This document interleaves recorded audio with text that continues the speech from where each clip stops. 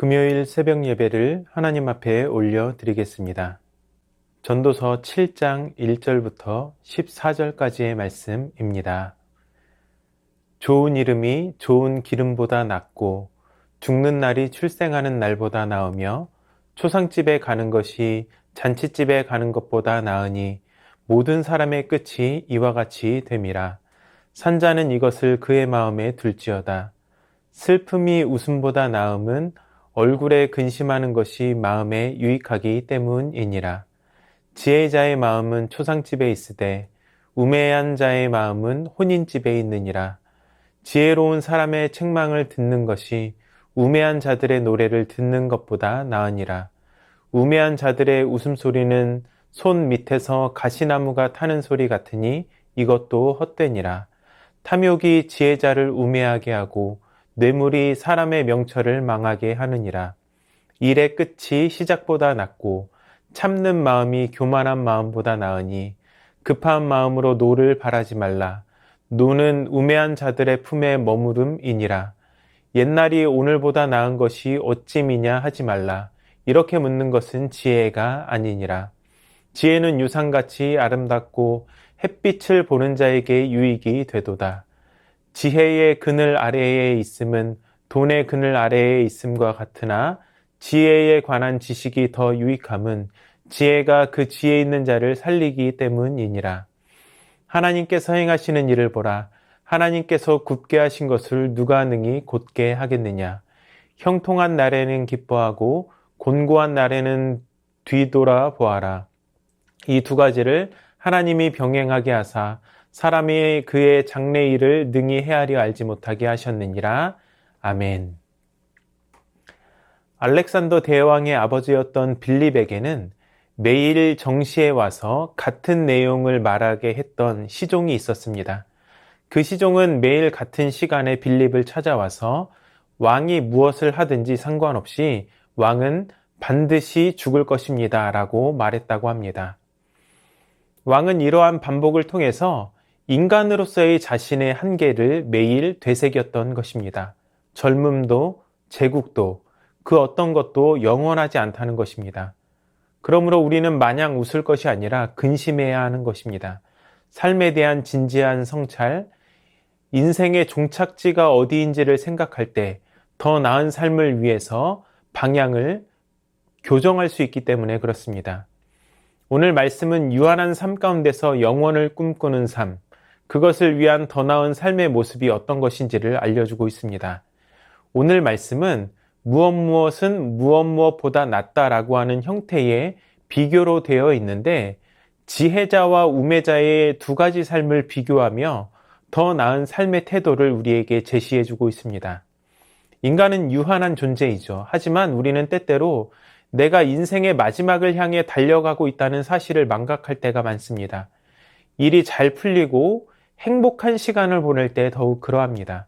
그러나 전도자는 지혜로운 사람은 세상의 가치와 반대로 선택한다는 사실을 알려주고 있습니다. 1절이 말하고 있는 좋은 이름은 명예를 의미합니다. 전도자는 명예가 부를 상징하는 좋은 기름보다 낫다라고 말합니다. 그렇다면 이 둘은 어떤 차이가 있을까요? 재물, 부, 이러한 것들은 영원하지 못합니다. 꼭 필요할 때 손에 없는 것이기도 하지요. 물론 명예도 영원하지 않습니다. 그러나 이 둘을 비교하여 볼 때 명예를 얻는 것이 부를 얻는 것보다 상대적으로 낫다는 것입니다. 이것은 2절과 연결되는데 초상집에 가는 것이 잔치집에 가는 것보다 낫다는 것입니다. 왜냐하면 모든 사람의 끝은 잔치집이 아니라 초상집으로 귀결되기 때문입니다. 전도자는 인간 한계의 절정인 죽음이 인생의 운명이기에 죽는 날이라는 상황을 설정하고 재물보다 명예를 택해야 한다고 강조합니다. 둘 다 영원하지는 않지만 재물은 특별히 싸가지고 갈 수 없다는 것이죠. 하지만 명예는 그 사람이 죽게 되더라도 조금 더 오래 남기 때문에 명예를 추구하라는 것입니다. 그러므로 상대적으로 명예가 재물보다 조금 더 낫다는 것이죠. 3절과 4절은 슬픔이 웃음보다 낫다고 말합니다. 이는 세상의 가치와 다릅니다. 세상은 웃으면 복이 온다고 하고 웃으면 행복해진다고 합니다. 하지만 전도자는 슬픔이 웃음보다 낫다고 합니다. 근심하는 것이 마음에 유익하다고 합니다. 왜 그럴까요? 인생의 한계 때문입니다. 마냥 웃는 것이 아니라 근심하는 것이 삶에 더 유익하다는 것이죠. 그러므로 지혜자의 마음은 근심과 슬픔이 있는 초상집에 있고, 우매한 자의 마음은 기쁨이 가득한 혼인집에 있게 되는 것입니다. 또한 지혜자의 말을 듣는 것이, 지혜자의 책망의 말을 듣는 것이 우매자의 노래를 듣는 것보다 낫다고 합니다. 우매한 자들의 웃음소리는 솔밑에서 타는 가시나무로 비유됩니다. 가시나무가 타는 소리는 화력은 약하면서 탁탁거리는 소리만 요란한 것을 뜻합니다. 그러니까 뭔가 거대해 보이고 있어 보이지만 사실은 거의 도움이 되지 않는 것들을 말하죠. 우매자의 노래는 바로 현실을 직시하지 못하는 어리석은 소리라는 것입니다. 분노, 탐욕, 교만은 또아리를 틀고 우리 생각과 행동을 움직이려고 하지만 지혜자는 그러한 것들을 따르는 자들이 아닙니다. 지혜를 따라가는 사람은 많은 유익을 얻습니다. 전도자는 지혜의 보호를 돈의 그늘에 비유하고 있습니다.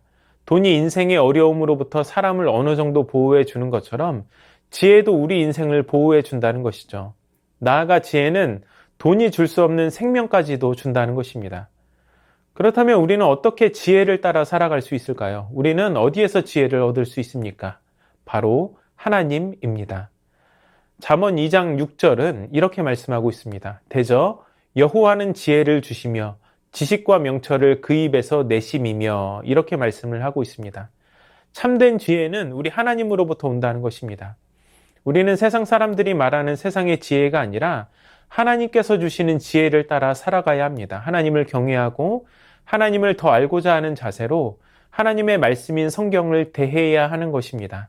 하나님께서는 지혜로 천지 만물을 창조하시고 지금도 주관하고 섭리하시는 분이십니다. 13절은 이렇게 말씀하죠. 하나님께서 행하시는 일을 보라. 하나님께서 굽게 하신 것을 누가 능히 곧게 하겠느냐. 하나님은 인생의 길을 평탄하게도 하시기도 하고 굽게도 하시는 분이시라는 것입니다. 그러므로 14절의 말씀처럼 사람은 형통한 날에는 기뻐하고 곤고한 날에는 되돌아보아야 합니다. 하나님이 행하신 것을 인정하고 그렇게 하신 목적, 이유가 무엇인지를 생각해 보아야 하는 것이죠. 하나님이 굽게 하신 것을 사람이 곧게 할 수 없습니다. 하나님이 세상의 모든 일을 주관하시기에 항상 하나님을 신뢰해야 하는 것입니다. 내 삶의 형통한 날과 곤고한 날 모두 하나님께서 지으셨음을 알고 언제나 하나님의 주권을 인정하는 삶을 살아가시기를 바랍니다. 뜻대로 일이 풀리지 않을 때 하나님께 어떠한 태도를 보이고 있습니까? 원망하며 불평하고 있습니까? 아니면 하나님의 신실하신 뜻을 믿으며 평안을 유지하고 있습니까? 하나님은 우리에게 형통한 날과 곤고한 날을 모두 허락하십니다.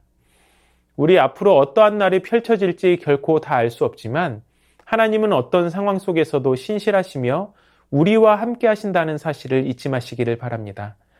잠언 3장 5절과 6절은 이렇게 말씀하고 있습니다. 너는 마음을 다하여 여호와를 신뢰하고 내 명철을 의지하지 말라. 너는 범사의 그를 인정하라. 그리하면 내 길을 지도하시리라. 마음을 다하여 내 삶을 섭리하시고 인도하시는 여호와 하나님만 신뢰하시기를 바랍니다. 내 명철이 아니라 지혜이신 우리 하나님을 의지하시기 바랍니다. 범사의 그분을 인정할 때 그분께서 우리의 삶을 지도하시고 인도해 주실 것입니다. 하나님께 온전히 삶을 맡겨드릴 수 있는 저와 여러분의 삶이 될 수 있기를 주님의 이름으로 축원합니다. 말씀을 기억하며 다 함께 기도하겠습니다. 유한한 인생에 참된 지혜를 주시는 영원하신 하나님만 의지하게 하여 주시옵소서. 인생의 모든 형통과 곤고를 주시는 주님의 주권을 인정하는 삶이 되게 하여 주시옵소서. 삶을 인도하고 지도해 주시는 주님을 온 마음을 다해서 신뢰하게 하여 주시옵소서.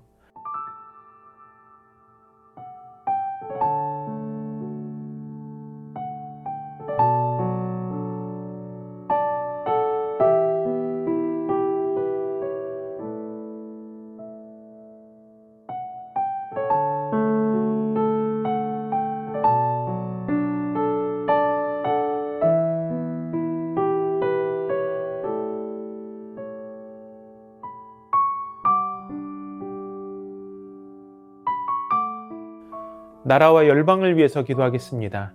물 부족으로 심각한 어려움 가운데 있는 광주 전남 지역에 해갈의 단비를 내려주시고 주민들이 물절약 캠페인에 적극 동참하게 하여 주시옵소서. 반정부 시위가 펼쳐지고 있는 이란의 여성 인권이 보장되게 하여 주시고 무고한 시민이 더 이상 희생되지 않게 하여 주시옵소서. 아르헨티나는 지난 한 해에 인플레이션이 64%가 올라서 30년 만에 최고를 기록했습니다. 아르헨티나가 속히 경제 위기를 극복하고 어려운 환경에 놓인 국민이 희망을 잃지 않게 하여 주시옵소서.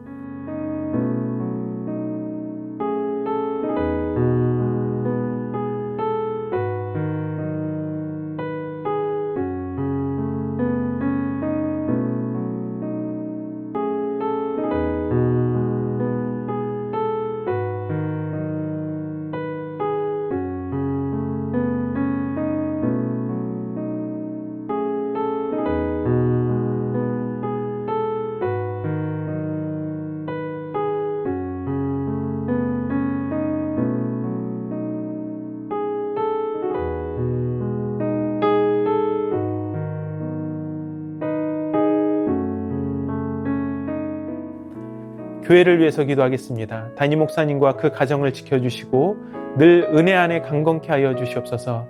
오늘 끝이 나는 각 기관 감사가 은혜 가운데 마무리되게 하여 주시옵소서.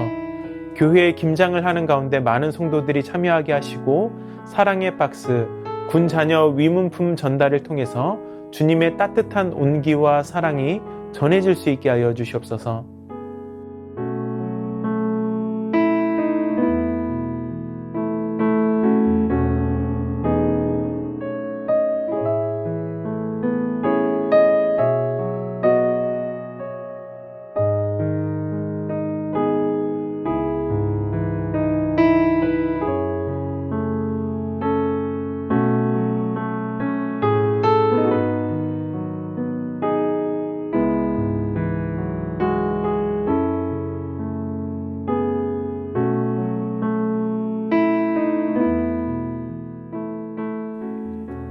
선교사님들과 환우들을 위해서 기도하겠습니다.